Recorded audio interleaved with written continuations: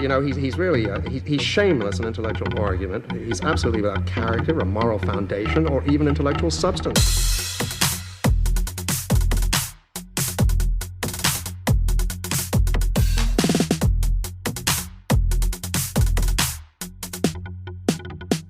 What do you want to start with? So this is a discourse episode. Yeah. Because we're discourse fans. Because there was so much discourse in the past couple of weeks to do with literature. So we have no shame. So yeah, of course. Cash in on anything. Shall we do the poetry one first? Yes, please. I fucking love this so much. So, to anyone who doesn't know about this, a poet for Barron magazine, appropriately titled. Everything's quite appropriate here. Danielle Rose, an editor there, for poetry editor, got fired because she said poetry was useless. Yeah, she got fired for truth, basically. Yeah, basically, and she's a truth warrior, and so she took one for the team. Cancelled for truth. Yeah. We'll provide links and stuff like that, but I'll just read out the tweet, which is actually better the more you read it, because the layers of irony here are just washed over by people who don't actually read poetry at all, I guess. So what she said, I wish poets understood that the general population has no interest in what we do, so when we speak, we are speaking only to each other. Factually true. Like, I mean, I don't know how you can't get any more factually true. The delusion that poetry is something powerful is a straight line to all kinds of toxic positivities that are really just us lying to ourselves. Again, true. Like, and that she got fired for that, and the letter that the magazine and I was trying to think about this as well, as she herself pointed out afterwards, was that this wasn't like, a massive, this wasn't even a ratioed tweet. Like, at the time when I looked at it, which is like after, like a day or two afterwards, it had like 2,500 likes or something like that, and maybe like 300 replies. Like, that's not a controversy. That's just a normal tweet, basically. Mm-hmm. Anyway, day after she got fired, dear readers, our mission at Dear reader, I fucked her career. Our mission at Barron Magazine has always been to celebrate multicultural writers and visual art. We exist to uplift the global arts community. I've never even heard of this magazine, by the way, and to showcase its passion and vigor for a unique aesthetic. We absolutely and firmly believe in the power of poetry, fiction, non-fiction, and photography. Weird extra bit to have in there, but okay. Please know that we've been paying close attention to the Twitter #poetry conversation. And while we can certainly appreciate a good debate with polarizing opinions, apparently can't, but our official stance regarding Danielle Rose's tweet from yesterday is that poetry is an extremely powerful art form. And while it may feel that we poets and writers are screaming into the void, the fact is that people are in fact listening. I mean, again, factually incorrect. After the discussion regarding misalignment of the Barron magazine vision, Danielle has agreed to part ways with us. I think my favorite part about this is, poetry is an extremely powerful art form. Ergo, you're sacked. But so I haven't really delved deep into it. Why was she sacked? I don't get what the problem is with speaking the truth. Like, that's the reason why this is the thing. I get, with most different cancellings and sackings in this kind, I can, even if I disagree with them or agree with them, regardless, I can sort of be like, I understand why someone might get sacked for, I can at least rationalize it in my head, even if I think it's bad rationality. I don't get this. Maybe it's just so deeply ingrained in me, the idea that poetry, no one reads it and it's useless, functionally, and that's actually part of its importance. Mm-hmm. Maybe I'm just such a cucked Kantian that I'm just this is just so embroiled into me that I don't get it. But that is legitimately the reason why they fired her. That they disagreed about the fact that poetry is an extremely powerful art form or not, which of course is not something that she doesn't disagree with that, right? And she like clarified later. She's like, but poetry can be political. Poetry can do all these different kinds of things. The problem is that you have to remember that the majority of people who read your work are other poets or a very small minority of readers who just enjoy poetry. Like most poetry collections, as we were just saying off like before we started this, if you sell 100 copies, that's a fucking fantastic success.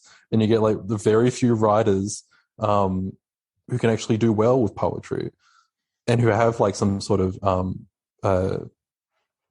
I don't know, national audience. And even then that's fleeting, right? Or it happens because, you know, you get chosen to read the inaugural poem for the presidency or something like that. But even then, you know, they'll be forgotten in like 100 years anyway, right? Yeah, but it also feels like it was kind of a preemptive cancelling. So I hate using that word, but in the sense that, because it was the very next day, wasn't it, that they posted that? Yeah. The very next day they posted this thing and like, we're parting ways with Danielle.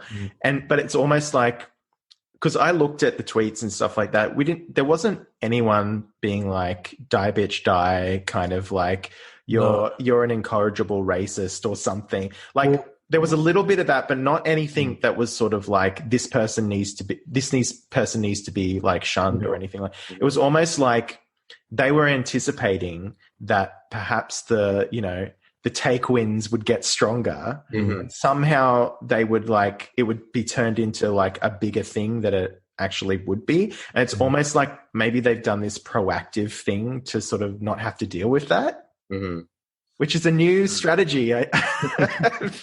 Yeah, it really like it's hilarious. It's really funny, and also her responses to her being fired are fucking hilarious too. Whatever, man. She's like, this is how I've always been, you idiot. Not even that. In one way, I'm like, oh, maybe this is a good for you, babe. Because part of it reads very much like we're a bunch of like uni grads who set up a magazine and to justify our existence and now we've got this person who is telling us that our life is meaningless. Yeah, and I actually think that's probably like one of the main parts of this is that she just has like people have this illusion in their minds that their work is powerful and important and has like the only way it can be justified is if they convince themselves that it's powerful and important. Otherwise, they've wrapped their entire identity in that. And if that breaks apart, even just like a smidge, they like have to just react violently and like dispel the sinful sort of influence. But it's so comical. Like it's just over the smallest thing in the world. Like is it because I feel like it's something to do with the slam poets, because I find that like slam poetry, if we're going to go like to talk about stuff that means stuff to people, slam poetry is probably the corner of poetry that is kind of relevant to people. Slam or Instagram poetry, but I guess they're kind of the same thing these days. What's that? Or Instagram poetry as well. Yeah. So, but the thing about that is that most of that is all highly emotional, sort of expressionistic kind of, not affirmations, but declarations of self and emotions. And there's all that there's that kind of vibe to slam poetry that I feel like if someone's like, oh, that's irrelevant, it becomes more wounding for them. Like, so maybe it's something to do with that kind of poet is, sort of a bit offended by that concept. Yeah, because you're not just, and I think this is like the important part where poetry has gone from being the disinterested art form par excellence to being something that has to be not only highly interested. And of course, like to say that it's disinterested is itself just a metaphor. Like it's highly interested, right? Many different sort of like disinterested poets, like Wallace Stevens, take for one example, highly disinterested, aesthetically perfect poet, but of course he's highly interested. I mean, it's just well, of course he is. He wouldn't be writing poetry if he wasn't highly interested. But it's the connection between poetic form, the words themselves, and the person's like being. And so, and if you cancel any one of those things, then it breaks down the entire edifice. And your being is somehow invalidated because your poetry is invalidated. Whereas like previously, you know, if you criticize someone's poem for being shit, you're just criticizing their poetry. But we've like correlated poetry and being in a way that means if you criticize poetry at all, you're criticizing someone's being. And if you criticize someone's being in this way, you're also delegitimizing their experience in whatever way it is. And then that becomes problematic within our current discourse because, you know, everyone's experience should matter in some sort of weird, badly thought through extension of a sort of neoliberal logic, where not only, like, this is also the other thing, like economic identity is also tied up in the individual as well, and within your own individual sense of expression. And in the way that the internet wants us to entirely turn our individual selves and bodies over into economic categories as well, you're also sort of invalidating your sense of selling yourself in that weird way. Yeah. Just to wrap up, like, so I feel like I put like a lot of different layers into that. But, sorry, I spent a lot of time researching this as well. So.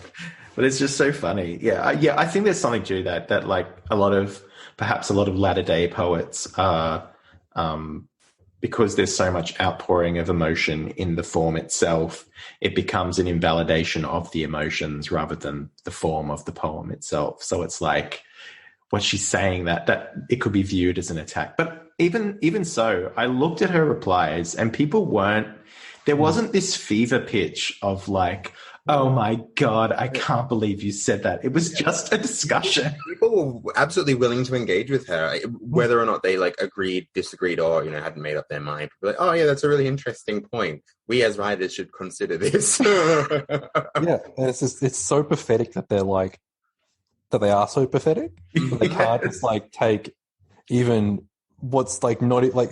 I think it's like one person said, the tweet is like is kind of broken up into like factual, just fact, and then the other half is kind of like just like cliche sort of sentiment almost. And she got fired for the fact, not the cliche sentiment.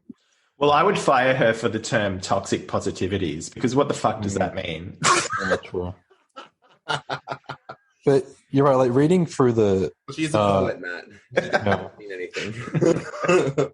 Reading through the replies to it, like the first ones I saw were like classic, you can only have this disinterested perspective because you're white.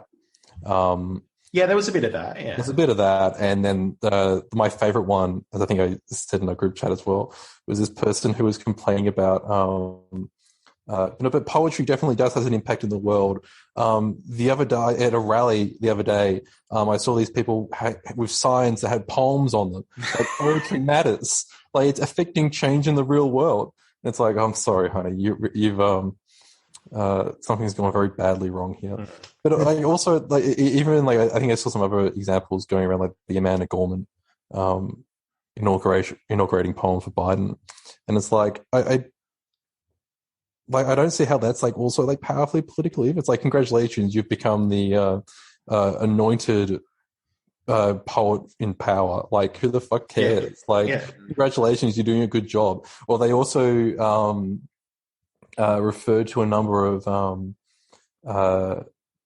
poets who would get like arrested, like in different countries. And, you know, you use the examples, particularly, you know, the old Soviet Union and stuff like that, particularly in places like Hungary and all those sort of places, where, you know, you could legitimately get arrested for writing poetry. But I don't think, like, I almost like thought this was like part of her point, right? The fact that, you know, no matter what, like, the content of like people who would get arrested for their poetry, the content of the poetry didn't actually matter at all.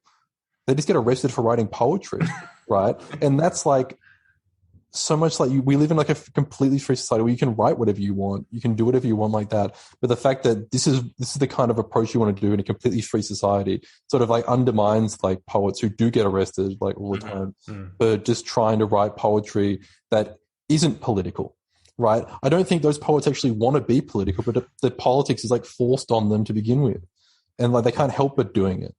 And it's just a kick in the face to those like poets who like, where it actually there is like an actual tangible sense between their being and poetry, because they could get killed for doing it. Like, it's just, fuck, it just pisses me off. But like the thing that surprised me actually is I didn't see a lot of kind of discourse around doing the whole hip English teacher thing by like, you know, Kanye's a poet, you know, like because and like mentioning the fact that there are, you know, there's a lyrics in songs and hip hop and shit like that. But it was just like, yeah, because you could make that argument, but I think that's not poetry as the form, I guess. It's more kind of part of another form. Well, it's also indicative. You want to be really pedantic about it. Yeah, well, it's also indicative of the way that poetry as a form has become like neutered, I guess, or just like it's lost any of its like specificities. People just sort of say like, "Oh, that's really poetic," as this like anyone can be poetic, and it's like, no, I feel like the better way of like defining it is like, you know, you've got like lyrics, you've got like all the different kind of different forms that you can write in, and then that doesn't necessarily make, just because you write a poem doesn't mean it's like poetic or a good poem. But like to call something a poem is like almost like a qualitative thing rather than like just a than a basic. And we've just like conflated the act of like you write a poem and therefore you've written a poem, if that makes sense. Or the idea that, you know, you can turn your emotions into a poem just by like adding in a simile, which is, you know, where we are now, I guess. But yeah.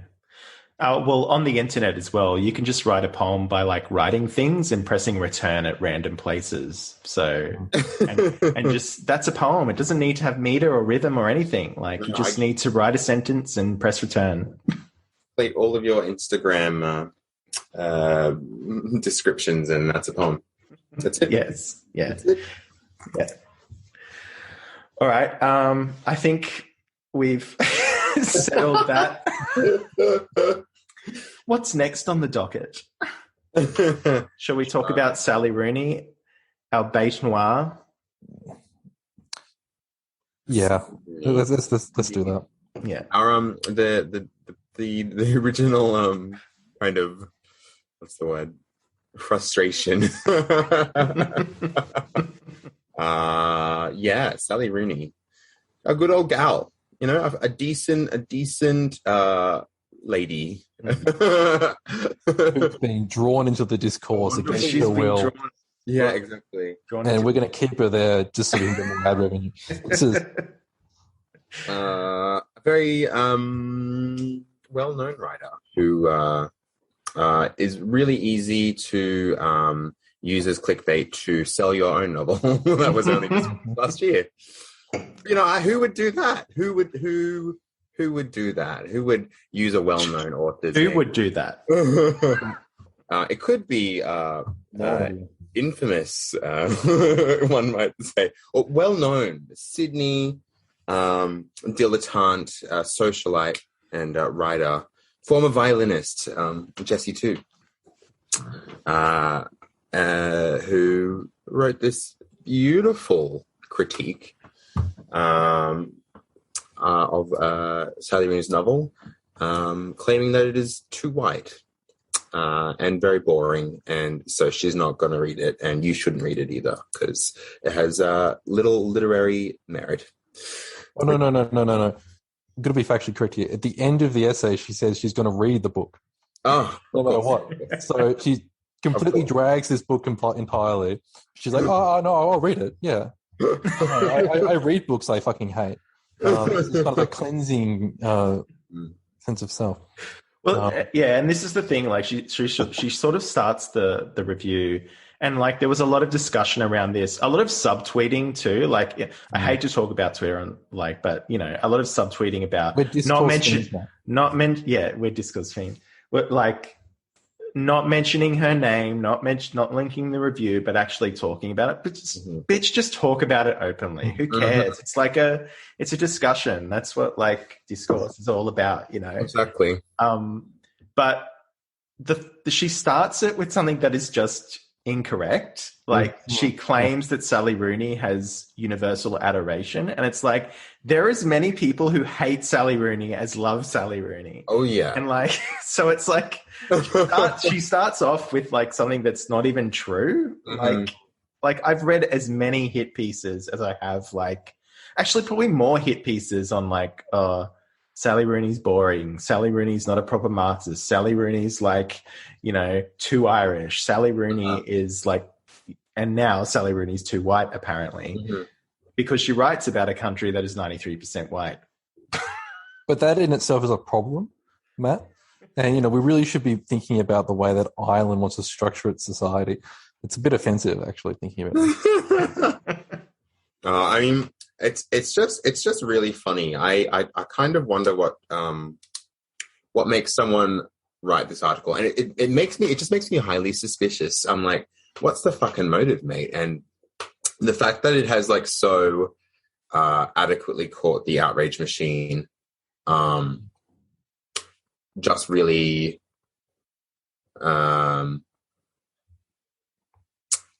just like really like sinks that in. I'm like, there's no one happy with this. There's not one person apart from some weird radical like feminists who kind of she might hate as well because why? But like that's the thing like I love about this is like it has united like every single person who like doesn't even like Sally Rooney. Like they're like, yeah, look, we all hate her too, but you know, be like actually like complex in your analysis of like why you don't like her rather than saying she's white. The book, like, you know, the sense of whiteness is like sickening, stuff like that, which, you know, is there are like parts of this critique where I'm like sort of like, okay, I can see why you could like be bored with reading this thing and you might not like particularly find it interesting or like it or anything, but that becomes then like an aesthetic failing of the book rather than just like something else. And I feel like there's a distinction between, and this comes back to what we just talked about in relation to like poetry. You know, we've lost the distinction between like aesthetic quality and, well, one, maybe moral quality, but also two, just like content wise. Like, I think it makes much more sense to critique the book aesthetically or critique her work aesthetically than it is to critique it just because there happen to be certain kinds of characters who have particular skin color. Yeah. Well, the point about aesthetic is that that's the thing that I just find so amazing, that if you're doing literary criticism and you don't actually make an aesthetic point, like it's all about like who this book is about, and like kind of it's a very kind of like Christian Mothers Association reading books for like the content and not actually paying attention to the way that content is delivered or structured. Paying no attention to that actually, like just being like, yeah, whatever. But if anything, I would critique, and I have critiqued Rooney on that very thing, that the style itself is just, that's what's boring. And it would be boring if it was about black people. Like, wow, brave. I think this is brave. This is the thing that's like become particularly weird. It's like, you know, they've never, I mean, clearly, you know, anyone who actually writes about literature has never actually done a literary degree, or if they've done it, they've, you know, not even listened to any of these things. But they've effectively just like, they've made that like classic conflation of like text and world. Not even like, this is not even like a matter of between like, you know, intentional fallacy or anything like that. Or, you know, new criticisms like critiques of reading too much into the author's background or anything like that. Like, this is just like a problem with like assuming that the text is itself not an aesthetic object, but is just a reflection of the world itself. And that any stylistic sort of, there is no stylistic creation of the world. It literally just is the world itself. There's no breakdown between that. And it's just such a basic like error that seems really. I don't. One thing I just don't get why people are like more interested in this. Like, this is like when I first started studying literature. Like, the one thing that got me going was like, I want to fucking know, like, why did you pick this word here? Like, what's the meaning of this word in particular? Like, I fucking love that shit. I don't know why people aren't more interested in like that kind of writing or that kind of criticism. It's like, it fucking gives me a hard on thinking about how, like, like, you know, but like, you know, metaphors and like language and like that is much more interesting than like like the fact that the word denotes something like underneath that. But even from that, even if we go up, we don't delve too deeply into the text at that level. There are things that are in this review that are just like, what? Where she's talking about, she mentions someone says something pretty, you know, gross about Asian tourists in Venice or something like that. And like, but the way that it's framed is that it's someone who has said something gross. It's not Sally Rooney saying, I fucking hate Asians. Always taking photos. No. She fucking hates Asians, man. Can you please just accept this? It comes across as so intellectually dishonest that it just makes you like ponder about Jessie Two's like mindset, like frame of mind, and how she views the world, and like I feel like it would make me reflect on every other thing that she's written. I'm like, if this is how you genuinely see the world, if you can't see the way that a writer is using kind of like injurious, offensive language to kind of portray a character, then how the fuck are you writing? How the fuck can you write? How the fuck can you tell stories about like human beings? And yeah, and it's another reason why I just feel very like conspiracy pilled about this article. I'm like, something's going on. It's just sort of this is this problem, you know, just to bring the academic inside of it, you know, this problem has existed since Aristotle and Plato. So like, it's not going away anytime soon. You know, the idea that, you know, to write something is to bring it into the world exactly as it is. You know, it's the exact same argument you get, you know, play violent video games and you'll start to murder people, right? Read about violent characters and you'll start to be a racist, right? Without any sense of like subtlety, any sense that we can, you know, read like figures of speech, and that, you know, irony is a thing, is completely lost on people. But as a point, you know, this is maybe a point you were alluding to earlier, Rio. She did, Jessie, to write a novel that was published, I think, last year. You know, with a very sort of Rooney, and the titles of these books I love as well. They all fall into one sort of like used to be a Tumblr blog title. So the new Rooney novel is even worse. Beautiful World, Where Are You? In terms of the title, it's just a terrible title on so many levels. We're going to be talking about Ocean Vuong later, but his book, what's it called? On Earth We're Briefly Gorgeous. Yeah, these things. What's another great one? Do Not Say We Have Nothing. I think that Madeline Teen that was shortlisted for the Booker Prize a few years ago. Like, just that kind of title, I fucking hate it. Because Jessie too has her own version of this. A Lonely Girl is a Dangerous Thing, and I just wanted to read out some parts of the blurb, and you know, you just laugh when you feel like laughing. Growing up is always hard, but especially when so many think you're a washed-up has-been at 22. Jenna Lynn plays the violin. She was once a child prodigy and now uses sex to fill the void left by fame. She's struggling a little. Professional life comprises rehearsals, concerts, auditions, and relentless practice. Her personal life is spent managing the demands of her strict family and creative friends and hooking up. And then she meets Mark, much older and worldly wise, who consumes her. But at what cost to her dreams? When Jenna is awarded an internship with the New York Philharmonic, she thinks the life she has dreamed of is about to begin. But when Trump is elected, New York changes irrevocably, and Jenna along with it. Is the dream over? As Jenna Life takes on echoes of Frances Ha, her favorite film, crucial truths are gradually revealed to her.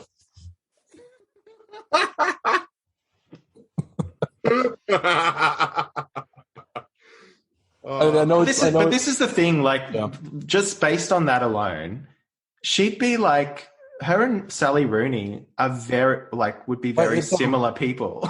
Yeah. It reads like an Asian immigrant version of Sally Rooney. Yeah. Like, I don't see the difference here. Like, she criticized, and like in this review, she criticizes this as well. So I remember here, she criticizes characters that just like hook up with like bad people and sort of, she meets Mark, much older and worldly wise, who consumes it. Like, how is that not like a same Sally Rooney trope? Like, I don't. I mean, irrelevant of like whether that's just like the marketing for the book. Yeah, well, okay. Well, I'll give her that at the very least, because marketing. Yeah. To be as gracious as I possibly can. Mm-hmm. Even if that is merely just the marketing, like, and it is entirely how the book was sold. It's entirely like you read the back of Normal People, whatever, and you read the back of that, and like they're obviously different novels, but they are the same like genre. It's the same market. It's the same. The marketing is obviously trying to tap into the same people who read Sally Rooney. Right. Mm-hmm. That's it. Yep. Like the fact that it like mentions like Frances Hutt, for goodness sake, and you couldn't get much more of a Sally Rooney type movie, and it's a fine movie. But I mean, like, it's exactly the type of thing they're aiming for. Mm-hmm. Of course, so of all people, Christoph Scholkos has blurbed it as well. So you never know. Yeah, I thought that was really funny. Anything though, I mean, I didn't listen to it. I didn't listen to it, but she. She did an interview with him recently.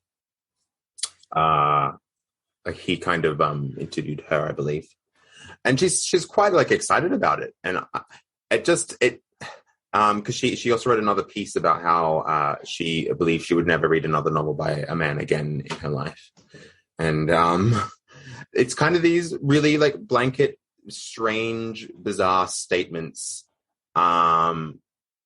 Was that her or someone else? No, it was her. It was her. Okay. Let me pull but the thing is that you could read that blurb and be like, oh, this is another sort of Sally Rooney type book, and dismiss it. But it's like she could be a fantastic novelist, and like it's not about the content or the formulae or the genre. It's about, and this is exactly what her critique doesn't do, which is it doesn't like critique Sally Rooney on that level. Who cares what the fuck it's about? Like, what matters is the way it's executed. At least that's my opinion anyway. But. No, I that was kind of what I was trying to get to. Is she clearly has enjoyed Chalkos's novels in the past, because she's quite, happy and excited to be interviewing with him. And she look, her novel may be like beautiful, perfect, but like her kind of like using this kind of method of critique for Rooney, it also kind of like reflects ill on her own writing. I'm like, it's really bad advertising for her own kind of stuff. I'm like, what are you doing? What are you doing? It does, like, if the cynical reading would be that it's sort of like a way to get negative virality and get your name up in the Google searches and things like that. But maybe that's the play. I actually rather believe that was the case, but I don't think she's that cynical. Like, that's I don't believe that. I believe that she genuinely believes like everything that she's written in this review, and it isn't just like sort of a put on or a play, or she's like exaggerated certain things. Beyond that, I don't know. The implication of this kind of view of literature, though, I've always been kind of against it because like, I hate to play as a gay person, but like I don't, or as a gay writer too, which we'll talk about in a second, is that I don't want to be constrained to just writing about gay people for the rest of my fucking career, like, and the implication of what she's arguing is that that's what people have to do. like, or at least what white people have to do. But then Sally Rooney can't stray out of those bounds because she would be critiqued on that basis because of that. Like, so it's like people don't think through the implications of this, that like if you're a migrant, you can only write about migrant experiences. If you're a white woman in Ireland, you can only write about Irish experiences. Like there's a sort of a narrowness to it. And the thing is that most of the great like non-white writers like Toni Morrison and James Baldwin spend their fucking career trying to get out of the box of like only being able to write about certain kinds of identities. And it's so weird to see people like wanting to put people back into that. Like it's the implication of that critique that I don't think people are thinking through. And it's not even like I thought about this a lot in relation to like a few different things. But what's strange about it as well is it doesn't actually give them the same what they want. But like what they want is to make sure that everyone's individual experience is validated, because like ultimately all that you can validate is your own individual experience. Like in that sense, it's like quite solipsistic. But beyond that, their reasoning behind it, like their ideological reasonings behind it, is because there have been neglected voices in the past, neglected experiences in the past. We now need to give them more seriousness. We shouldn't rely upon merely white people giving voice to people of color voices, which is a fine critique. Like I don't think anyone really has an issue with that. Like in terms of wanting to get, but it's the conflation with voice with like the individual writer's voice, rather than just the writer's voice in a general sense. Like I want to read more writers from people of color, but I don't feel like they need to only write about themselves. Right. And it's an infantilization of every other like writer of color, and or just any writer in general. They have to do a certain thing to be considered legitimate. But secondly, it also assumes that if you can only write from your own experience, if you can only know your own experience, it somehow assumes that your experience is completely atomized and isolated from anyone else's experience, that therefore you can't properly empathize, you therefore can't properly engage the person as an other person. You can only engage them as a reflection of yourself in some sort of weird ideological sense. So it actually does the irony of all this is that it actually divides people more than it actually is going to like allow them to understand people like more than anything else. And it just surprises me like in many different ways, like how it doesn't actually achieve the goals it seeks out to achieve. Yeah, there's this kind of anti-humanistic meanness that runs through the article. It kind of, the parts of it kind of read as like a teenage rail against the world. I don't get it. I don't get it. Yeah, like I mean, there are certain things where I'm just sort of like, I mean, I'm not a writer, but like if I was a writer, I don't feel like I'd want to write. I wouldn't want to do like a Tom Keneally and like write a novel from the perspective of an Aboriginal person, right? Well, because I just wouldn't know how to do it like properly or anything like that. But if someone wanted to do it, we can critique them and can see if like how well they do it or not. Not that anyone would these days, but at the same time, like I feel like people now would take that critique and like apply it even like longer. That you shouldn't even have like Indigenous characters in your work if you're a white writer. You shouldn't even like try to use like have them in dialogue. Like, I feel like you can make a distinction between like writing something in the first person or something.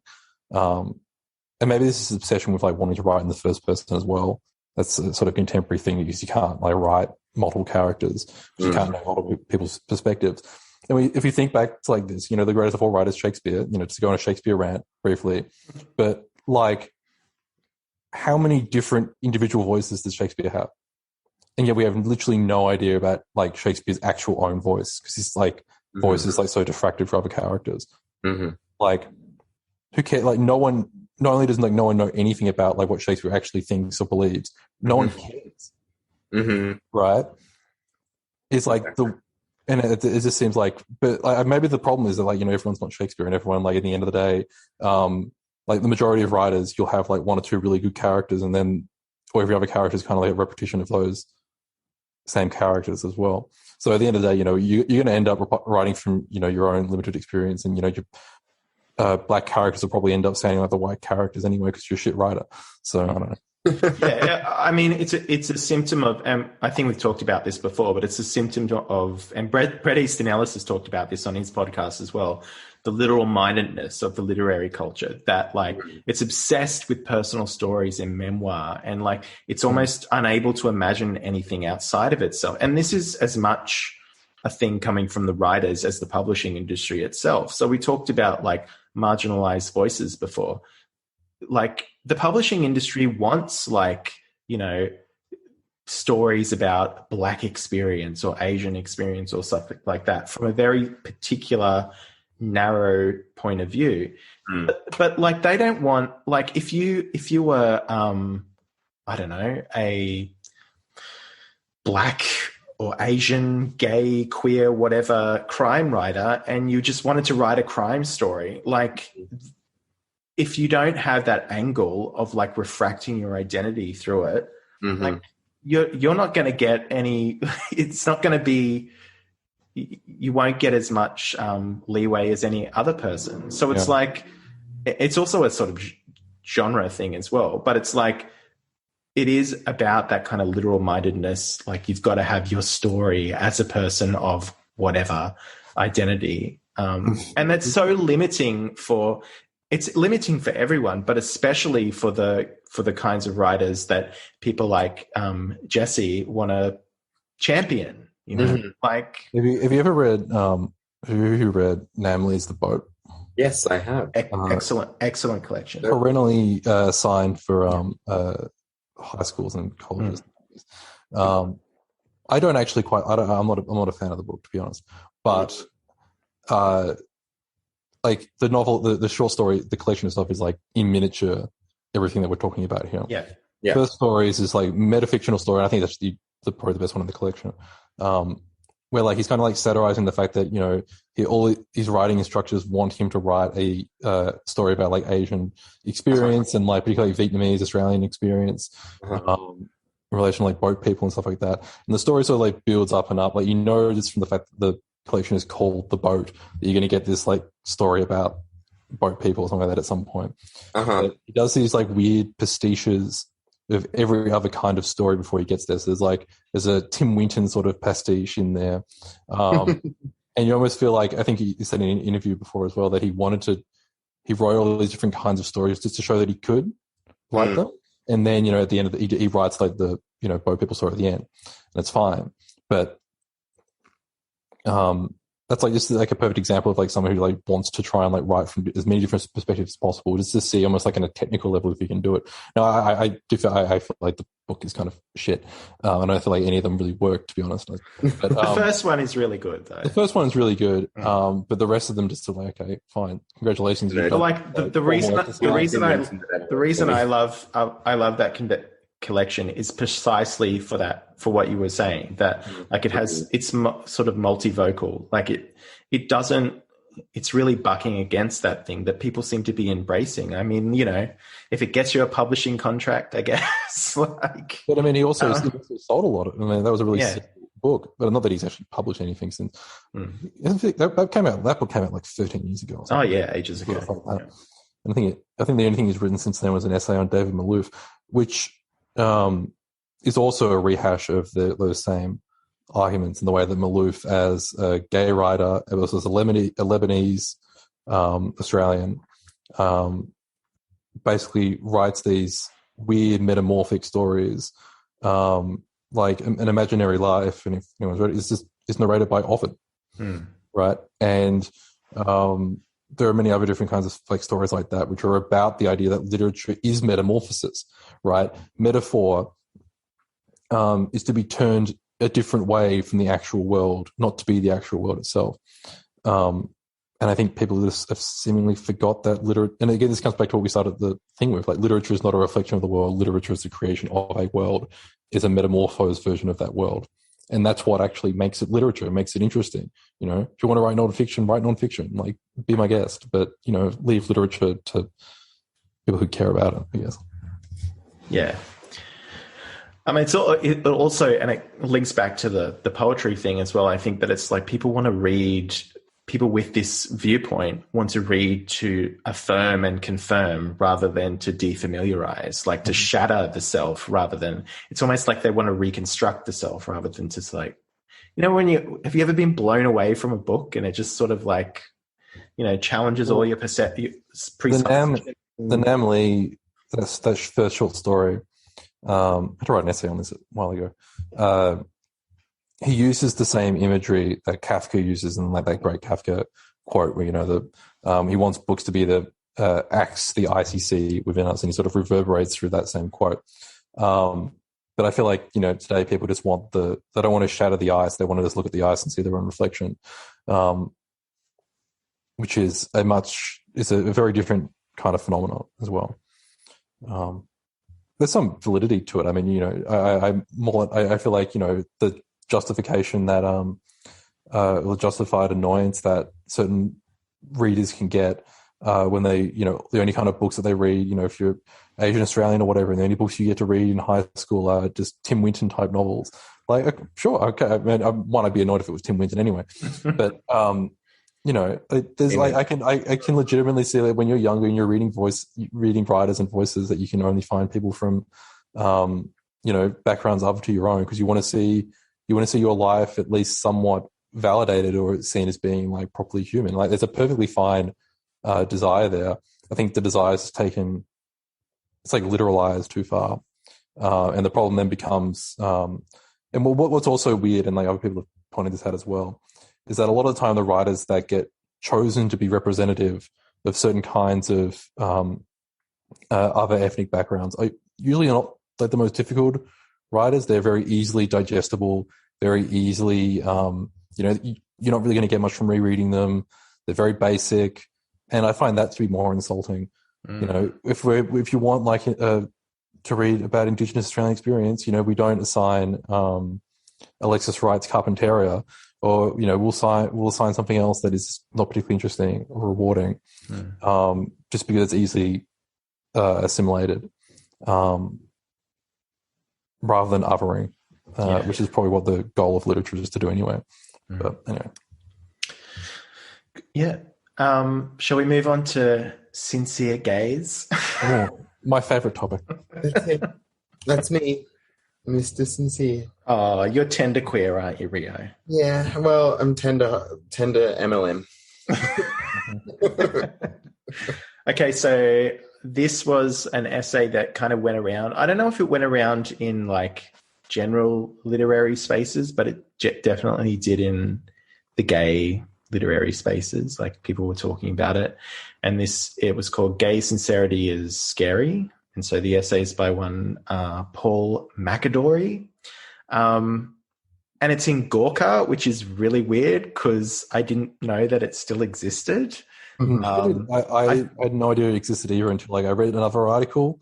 It like popped up in my newsfeed. I'm like, Gawker? That does not sound like a Gawker article. What the hell's going on here? It was supposed to be exercised by Hulk Hogan and Peter Thiel. Exactly. Like it was the new Hulk, Gawker. Hulk Hogan and Peter Thiel have turned them back. Son of Gawker. Daughter of Gawker.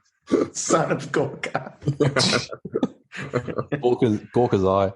Yeah. So Gawker's back, and they've got some literary criticism about gay sincerity. So they're talking about, the writers talking about particularly three writers, mostly Ocean Vuong, Garth Greenwell, and Douglas Stewart. Have each of us read any of them? I've read half of Cleanliness as I keep going. But that's all I've read. Oh, that's right. Peter Paulides encouraged you to read that, didn't he? Then you were like, I'm reading this and I'm hard. I feel like you remember that more than me. I don't remember. Because I thought it was funny. It was cute. It's a very sexual book. It's very Matt remembers all of your erections, Rio. It's just like it's very sincere in its horniness. Yeah, it is sincere horniness. And I've read Ocean Vuong's book. I've got What Belongs to You by Greenwell on my shelf. I got it for like $1. but I haven't read it yet. Okay. So we've all sort of got something that we've read that he's talking about. Mm-hmm. I basically think the second sentence sums up where he's going, which I think is interesting. So he says, so he's talking about this sort of crop of new gay writers who are very concerned with sincerity and I guess candor and like being poetic with that candor as well. So, and what he says is, what is more beautiful than a flattened emotional landscape in which humor has been extinguished, the cacophony of possible affective responses to duress and sadness silenced, and every sundry happening linked to some determinative, still open wounds suffered by the narrator, who is to a greater or lesser extent a stand-in for the author. So you can kind of see that this guy has some issues with this, what he calls gay sincerity. So what did you guys think about this? It was quite good. I really, really liked it. It's funny, actually, I was like, oh, who wrote this? And then I went and looked up into it. I'm like, oh, I've actually followed him for ages, which was really fun. Oh, really? Yeah. Because I was like, this just reads like what me and my friends yell at each other all the time. Which was cute. No, it's because he kind of ends the article saying, oh, these are just thoughts from my brain. Make of it what you will. Because he kind of goes on to, because when he's saying scary, he's kind of, I feel like he's kind of saying the kind of overemphasis on, the authenticity of the author's intent. It's kind of losing a creative mode, and it's becoming all encompassing. We keep getting these very similar fictive pieces, and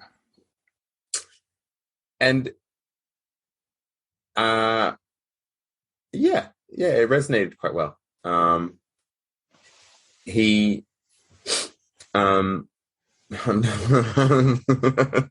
coming up with thoughts as I'm speaking.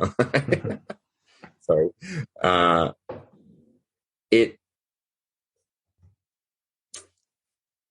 definitely, there's definitely like a connection with the two article in regards to where two is almost arguing for a flattening of emotion and a flattening of experience. McAdory is, noticing that he keeps reading pieces in which there's a flattening of emotion and it's getting boring, it's getting tired, and he's not invalidating it as a artistic practice, but like it's time for the 2010s to end. And that was definitely like, I agree. I get it. Yeah, I get that too. Like it kind of resonated with me because what I've got Douglas Stewart's book, which is called Shuggie Bane. I haven't read it yet, but I've read both Ocean Vuong and Garth Greenwell, and I actually do like what they do. Like it's beautifully written. Like they're beautifully written novels. But I get what he's saying as well, because what they do is they mobilize this idea of sincerity in a very particular way. And that does get boring because what they do is they're often making, they're making a point, which sometimes it verges on didactic, like where there's trying to teach you something. They're making a point which is sometimes very banal or ordinary, and they just gussy it up with like poetic language or some kind of random poetic kind of metaphor to sort of refract that. And that's fine, but it's like when you get a lot of that stuff and it's all very of a particular emotional resonance as well, or very dour, or it kind of is trying to be transcendent as well.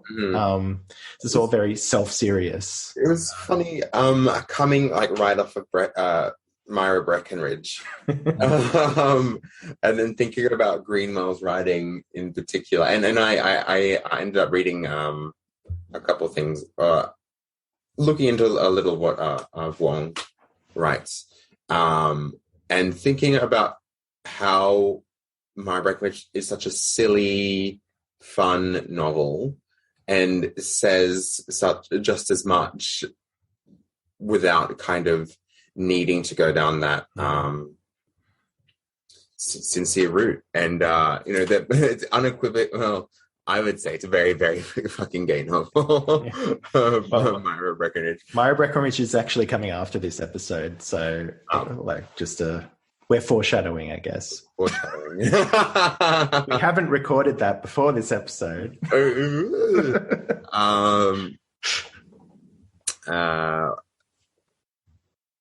Yeah, so you're talking about the kind of gayness of it. Yeah. Yeah, the kind of affect, the kind of things that that kind of high sincerity that they want you to feel, and it can be done very well, but the mode is done.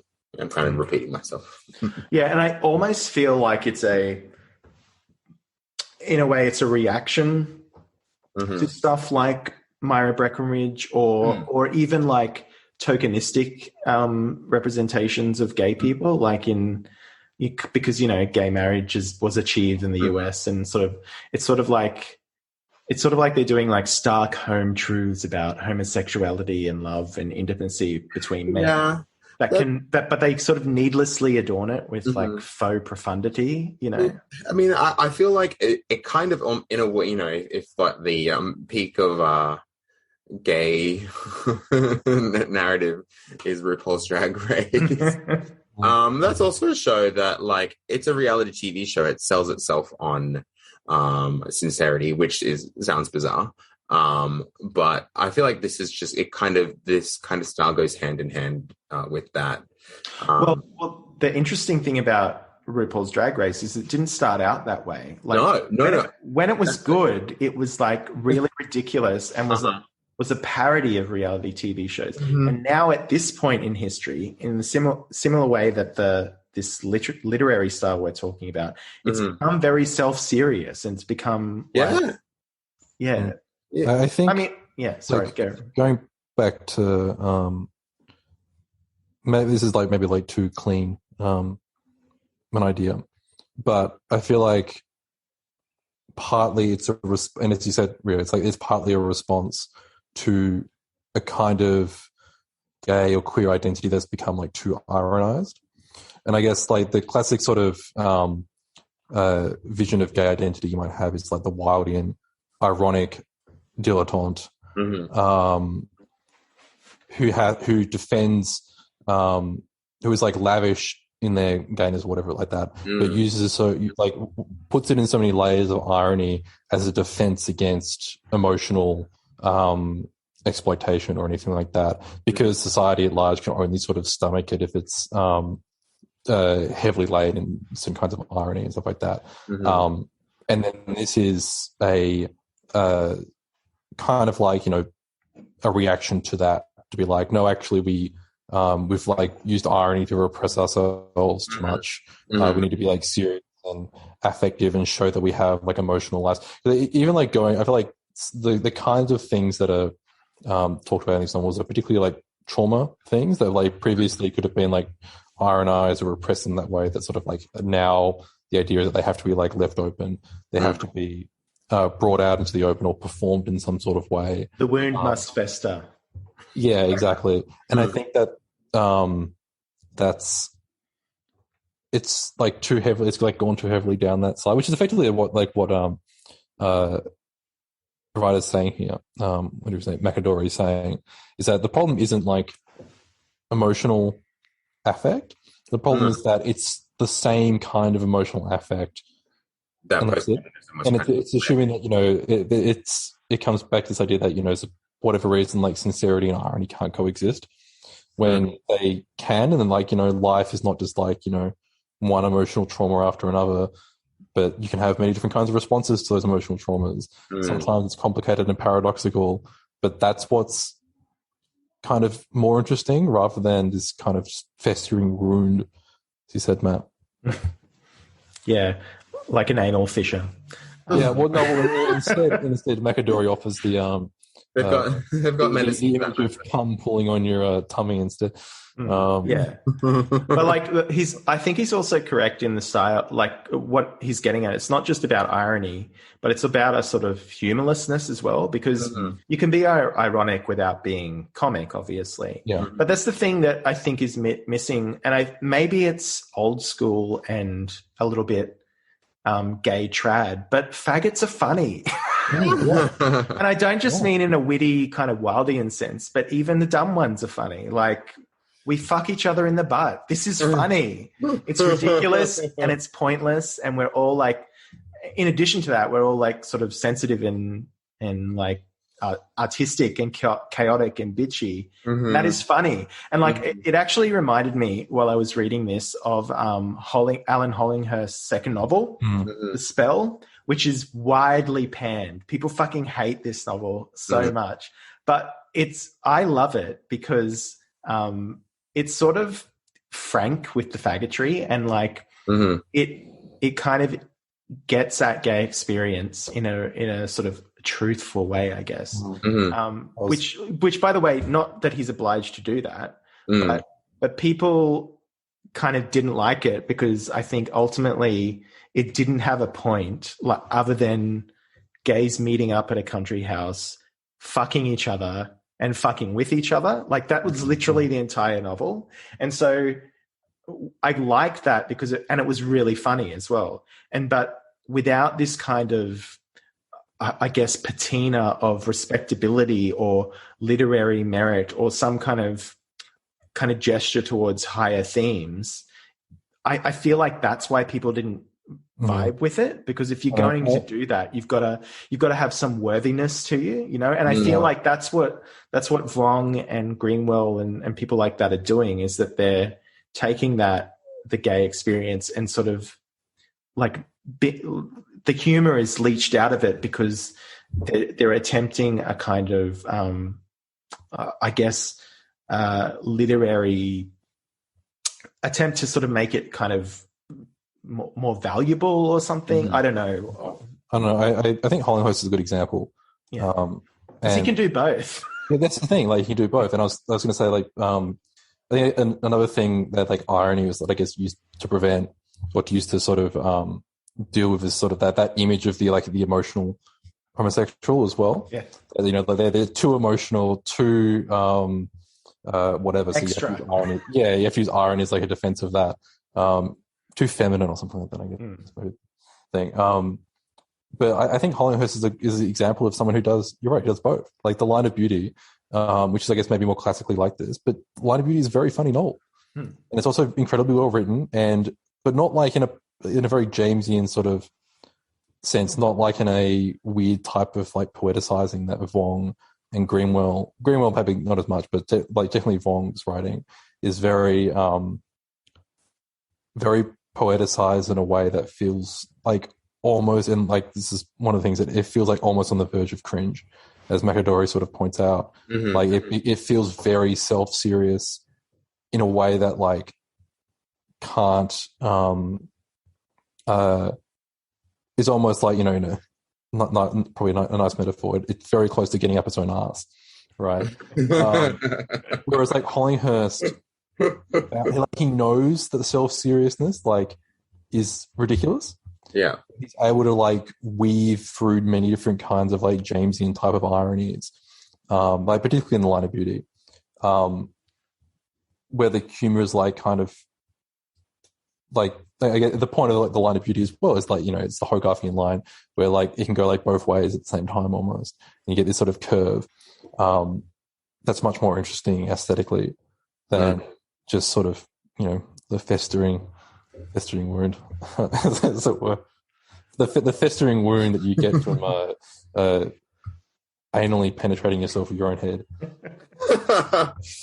Hey, it doesn't have to be festering. I think it also comes back to that thing that we have. Going to getting headed. It also comes back to that binary we have in Western culture with the tragic and the comic. and how the tragic is always seen as the more serious, like, you know, not more serious, but because it is, but more, you take it more seriously, right? So like a comedy is just a comedy. It's like kind of light affair. Yeah. But the thing about it is that, you know, that wasn't always the case. Like in ancient times, it was the comedy that was the more heightened kind of form, because the tragic is just sort of like the mundane, the merely human. It's like it's like the soap opera of the ancient world sort of thing. Yeah. Whereas the comic is the kind of ethereal form, right? Like comedy is divine because the perspective is the God's eye view, like Zeus or fucking Athena or whatever. Yeah. Looking down on us mortals and like being like, the shit we do is like disgusting and ridiculous and like interesting that. with that though as well. And it is a weird like turnaround, as you say, is that if you look back at like particularly ancient Greek drama and comedy, almost all the dramas of like Aeschylus, Euripides, Sophocles, and stuff use mythological figures rather than real people. And it's not until you get to Aristophanes where you get real people who are actually like who just like general names from the population and not just like mythic figures. But it's comedy. It's like completely satirical, completely like over the top and ridiculous, not of this world. Whereas like today we've demythologized tragedy, so that it's about real people. And I think that's the reason people like prefer that mode, is because they think that it's more real, because it is more realistic, right? Whereas comedy, well, not all comedy, but like a lot of comedy can tend towards like extreme satire, things that aren't. We get this sense like, oh, you know, the world's not really like that. Like that. It's like it takes like small things and exacerbates them. But also, it also clarifies. And if your metric of judging and evaluating something as a work of art is truth, the comic has it over the tragic in that sense, because it's able to, you know, heighten, accentuate in a way that gets at that in a more, I guess, kind of transcendental way, I guess.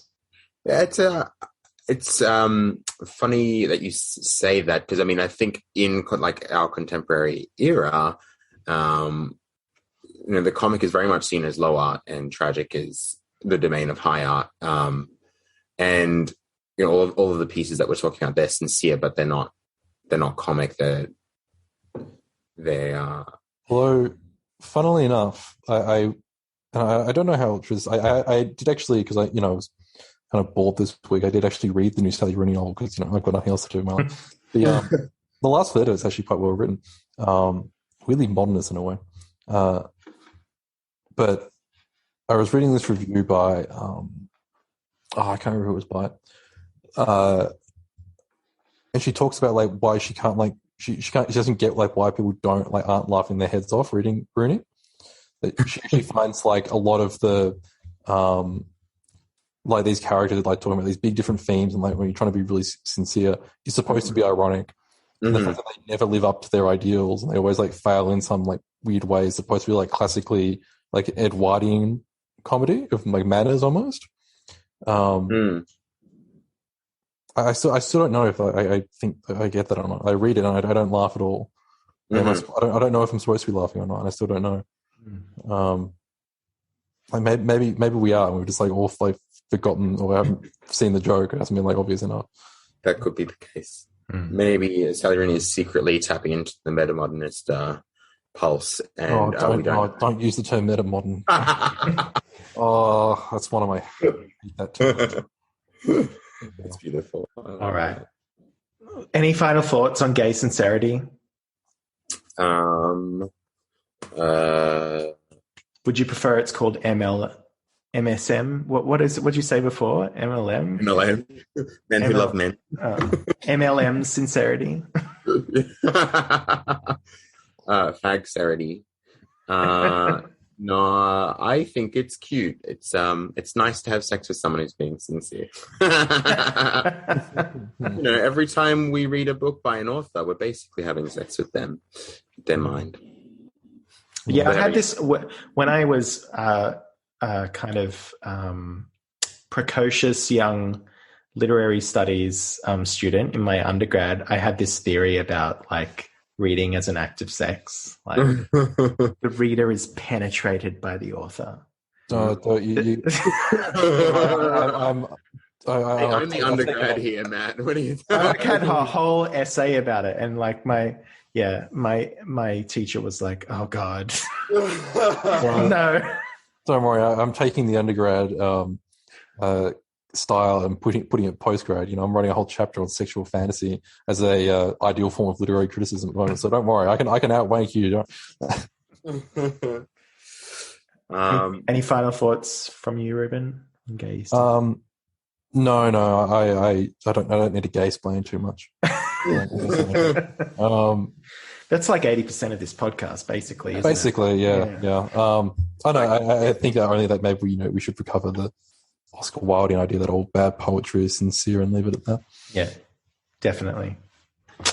Or is the outflow of genuine feelings actually what he says? But I prefer the mistranslated version of it. Yeah, and also my other favorite. We should do a Wilde episode. Actually, I love Wilde. I was thinking of this the other day. Yeah. Either the importance of being earnest or the I like doing those two. And I think Sally Rooney, also like Oscar Wilde, Irish, could probably take solace in the fact that he said the only thing worse than being talked about is not being talked about. So profound, man. So thank you, Jesse too. Jesse too has certainly taken that on board.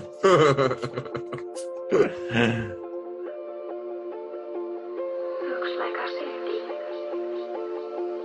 like a little model of a city,